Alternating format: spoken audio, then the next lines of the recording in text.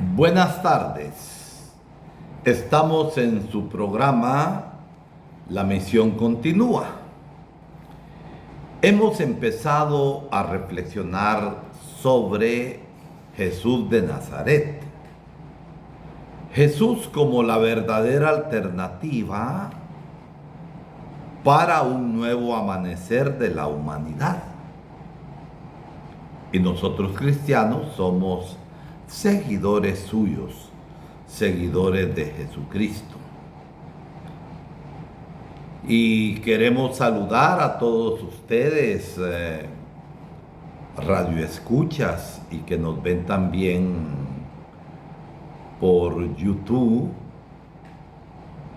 y desearles a todos ustedes que todos juntos seamos seguidores de Jesucristo, porque uno es cristiano porque sigue a Jesús. El desafío que tenemos es cómo lograr seguir realmente a Jesús. Esa es la pregunta que quedó abierta en el último programa. Se trata de crecer en el conocimiento de Jesús, porque en la medida en que uno lo conozca más se enamora de Él, y entonces, enamorados de Él, le seguimos. Todo esto viene porque lo que hemos venido reflexionando, sobre todo en el último programa del desarrollo de Jesús en el pensamiento de gente no católica, cristianos, pero cuando a veces hay un poco de confusión es porque no sabemos escuchar los textos sagrados. En lugar de dejar hablar a los evangelios, hablamos de lo que tenemos en nuestra mente, lo que nosotros pensamos. Y frecuentemente queremos que Jesús se adapte a nuestros esquemas, a nuestras ideas, a nuestros intereses. Y así van apareciendo imágenes distorsionadas de Él. Y todos podemos caer en esos peligros. También los doctores de la ley intentaron manipular a Jesús, pero Jesús fue bien claro. Nadie pone remiendo de tela nueva en ropa vieja. El vino nuevo se coloca en odres nuevos. Jesús era esa tela nueva y ese vino nuevo. La mentalidad y conducta de los doctores de la ley era la ropa vieja, y no es posible mezclar las dos posturas, pues son como el agua y el aceite. Y Jesús fue valiente al hablar de esta manera. Surge por tanto la importancia del conocimiento de la persona y de la práctica de Jesús. No puede ser un conocimiento cualquiera, sino un conocerlo para amarlo, un seguirlo y dar testimonio de Él. Eso es el pensamiento del cristiano. Como decía nuestro segundo obispo aquí en la diócesis de Zacapa, Rodolfo Quesada Torullo, segundo obispo de Zacapa, y que más tarde, siendo arzobispo de la arquidiócesis de Santiago, fuera cardenal. Se trata de amar y seguir a Jesús.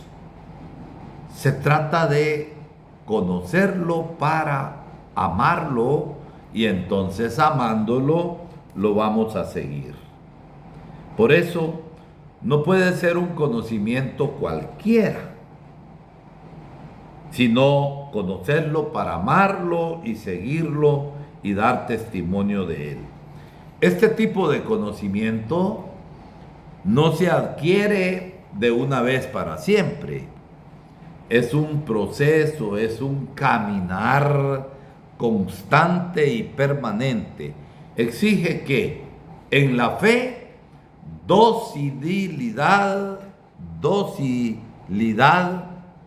interior. Los textos sagrados hablan de la importancia de ese conocimiento. La vida eterna es esta: que ellos te conozcan a ti, el único Dios verdadero, y aquel que tú enviaste, Jesucristo. Juan 17:3. El apóstol Pablo confiesa que su mayor anhelo siempre fue aumentar su conocimiento sobre Jesús. Considero todo como una pérdida ante el bien superior, que es el conocimiento de mi Señor Jesucristo. Filipenses 3:8. Y ese fue el mayor objetivo de su abnegado trabajo, de ese trabajo misionero. Pedro, en su segunda carta, hace un llamado urgente para que las comunidades no se dejen desviar por los falsos maestros, crezcan en la gracia y en el conocimiento de Jesucristo. Segunda Pedro 3:18. ¿Todo esto por qué? Porque como antes y hoy sobre todo, hay mercaderes del Evangelio de Jesús. Hoy ya no es posible andar y conversar con Jesús de Nazaret como lo hacían los primeros discípulos. ¿Qué nos queda? Fundamentar la verdad de la existencia histórica de Jesús para después experimentarlo por los caminos de la fe conforme relatan los evangelios. Por eso vamos a empezar a ver brevemente la historia y la vida de Jesús de Nazaret. No se puede seguir a nadie que nunca existió. Por eso la importancia de eliminar las dudas acerca de la existencia histórica de Jesús. Ya son más de 2000 años de testimonios relacionados con Jesús. No se puede engañar tanto tiempo así.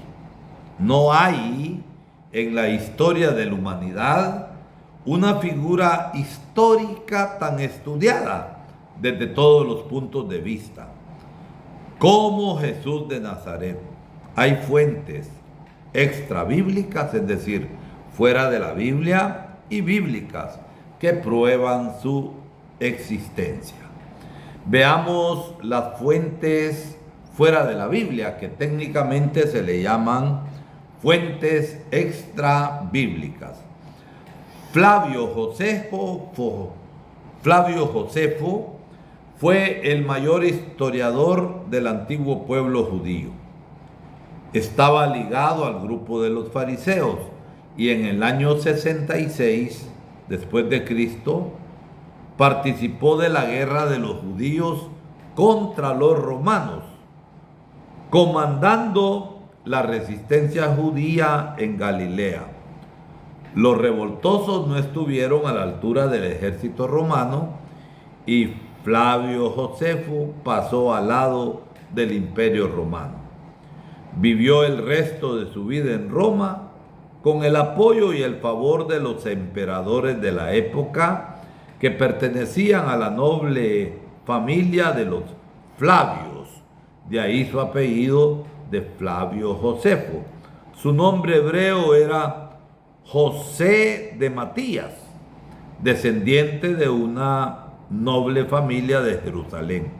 Escribió la historia de la guerra de los judíos, con clara tendencia, claro está, a favor del Imperio Romano. Historia de la guerra de los judíos y antigüedades judías.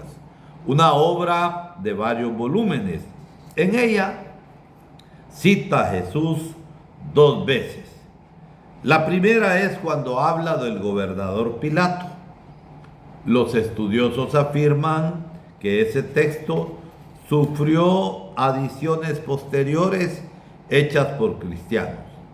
Aparte de las adiciones, las palabras originales escritas por Flavio Josefo son, con toda probabilidad, las siguientes. Habla Flavio Josefo. En ese tiempo vivió Jesús, un hombre sabio, hizo cosas extraordinarias, ganó a muchos judíos y griegos. Pilato, ante una acusación presentada por gente importante entre nosotros, lo condenó a la cruz. Los que lo habían amado desde el comienzo continuaron encariñados con él. Hasta el momento existe la raza de los cristianos, llamados así por causa de él. La segunda vez que Flavio Josefo habla de la muerte de Santiago, lo llama hermano de Jesús, llamado Cristo. En el comienzo del siglo II, segundo después de Cristo, los dos historiadores romanos más famosos fueron Tácito y Suetonio. Tácito, al hablar del incendio de Roma, sucedido en junio del año 64 después de Cristo, nos trae la siguiente afirmación. El emperador Nerón acusó y torturó con métodos dolorosísimos a aquellos que el pueblo llamaba cristianos. El pueblo los odiaba por causa de sus acciones perversas. Cristo fue fundador de esta secta. Él fue condenado a muerte en el tiempo del procurador Poncio Pilato y del emperador Tiberio. La peligrosa secta sobrevivió, se extendió por Judea, llegando hasta Roma, y hacia donde confluyen y encuentran adeptos todas las atrocidades y las vergüenzas del mundo. Es algo negativo que él dice desde su punto de vista pagano y romano. Enseguida Tácito cita con detalles las torturas crueles practicadas contra los cristianos y añade, a pesar de que ellos eran merecedores de penas más graves, despertaban compasión por tanto sufrimiento. Tácito refleja la opinión de las categorías ricas e intelectuales de Roma, que veían con desprecio y sospecha el surgimiento en Roma de sectas venidas de fuera, como llamaban a los cristianos. Los cristianos eran vistos como una de esas tantas sectas. Ahora bien, Suetonio, estamos viendo las fuentes que hablan de la existencia histórica de Jesús fuera de la Biblia. Suetonio escribió la vida de los Césares, es decir, de los emperadores romanos. Al hablar del emperador Claudio, recuerda el decreto que firmó para expulsar a los líderes judíos de Roma en el año 49 después de Cristo. El emperador Claudio, dice, expulsó de Roma a los judíos que vivían continuamente en pelea por causa de las agitaciones causadas por un cierto Cristo. El dato corresponde a la información dada por Hechos de los Apóstoles Hechos 18:2. Y debe haber surgido una polémica aguda entre los judíos fieles al judaísmo y judíos convertidos al cristianismo.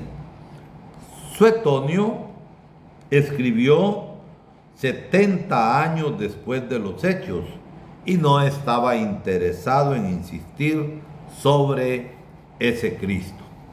Son estas las informaciones históricas fuera de la Biblia. En realidad son pocas y resumidas. Y surge la pregunta: ¿por qué los historiadores oficiales de la época hablaron tan poco y tan mal de Jesús de Nazaret y de sus seguidores? Es fácil entender. Ellos velaban por los intereses del Imperio Romano. Escribían lo que agradaba a los dueños del poder y despreciaban toda superstición que venía de fuera. Escribían lo que agradaba al poder, como hacen algunas personas periodistas vendidas hoy al poder de turno, corrupto e impune. Los pobres no eran valorados como sujetos históricos. Los historiadores veían a Jesús y a sus seguidores como seres despreciables, merecedores de castigos, porque no pensaban conforme a la ideología dominante, como pasa hoy, a la ideología de las élites, de aquellos que detentaban el poder económico, militar y político, y por ello no tuvieron voz ni una sola vez en los documentos oficiales. Se trata muchas veces de borrar la historia verdadera, pero esta es una de las pruebas más eficaces al respecto de la historicidad de Jesús, de que es cierto que existió. Él recibió el mismo tratamiento y destino que la historiografía antigua reservaba a los rebeldes del Imperio Romano. Se les ignoraba. Jesús, por haber sido pobre y por haber vivido al servicio de la causa de los pobres, por haber desenmascarado la idolatría del poder, por haber propuesto un nuevo tipo de sociedad conforme al plan salvador de la Santísima Trinidad, fue eliminado de la memoria oficial dominante. Las pocas y breves menciones de su nombre fueron hechas en función del poder dominante, para decir que todo estaba bajo el control firme del Imperio Romano. Después de haber visto las fuentes fuera de la Biblia, veamos ahora las fuentes bíblicas. Y las fuentes bíblicas son los textos del Nuevo Testamento, especialmente los 4 evangelios, que son las fuentes más importantes y para los cristianos de mayor riqueza. La persona y el mensaje de Jesucristo fueron vividos y transmitidos por sus primeros discípulos, y gracias a ellos la memoria de Jesús llegó hasta nosotros. Los orígenes del cristianismo no tuvieron apoyo en ningún poder institucional de la época, ni económico, ni político, ni religioso. Jesús y su movimiento surgieron desde abajo, de la periferia, de la orilla del poder, de la orilla de la historia, muy lejos de los círculos de poder y en conflictos con palacios o templos. La fuerza que hizo triunfadora a los cristianos en medio de innumerables persecuciones fue la fe humilde y valiente en la persona de Jesús de Nazaret, el Cristo, crucificado y resucitado. Escándalo para los judíos y locura para los paganos, pero para aquellos que son llamados es poder y sabiduría de Dios. Así nos dice San Pablo en la primera carta a los Corintios, en el capítulo 1, versículos del 23 al 24. Los evangelios surgieron poco a poco y antes de ser escritos, fueron vividos, fueron contados en vivo por sus seguidores y sus seguidoras en una tradición de vida heroica y fiel. Con el pasar del tiempo y con el crecimiento de las comunidades distribuidas en lugares diferentes y distantes, se sintió la necesidad de escribir algo sobre la memoria de Jesús, algo que fuera indispensable para seguir el camino del seguimiento de Jesús. Los primeros escritos comenzaron a aparecer unos 15 años después de la resurrección de modo provisional. Unos hablaban sobre la pasión, la muerte y la resurrección de Jesús. Otros sobre sus frases o dichos. Otros sobre sus milagros y las parábolas, sobre la formación de los discípulos. Estos textos circulaban por las comunidades, eran leídos, cantados y rezados. Eran pocos textos, pues la escritura en la época era bien difícil. Solamente una minoría sabía leer y escribir. La redacción final de los evangelios fue hecha en griego y ocurrió en los últimos 30 años del siglo I, es decir, de 40 a 60 años después de la muerte y resurrección de Jesús. La vida y los hechos de Jesús fueron leídos y releídos a la luz de la muerte y la resurrección para llegar a la conclusión de que Jesús de Nazaret era realmente el Mesías, la realización, el cumplimiento pleno de las promesas antiguas. Los autores sagrados no inventaron, solamente hicieron algunas adaptaciones para que el mensaje de Jesús respondiera a los problemas concretos de las comunidades. Los textos del Nuevo Testamento que tenemos hoy son iguales a los originales.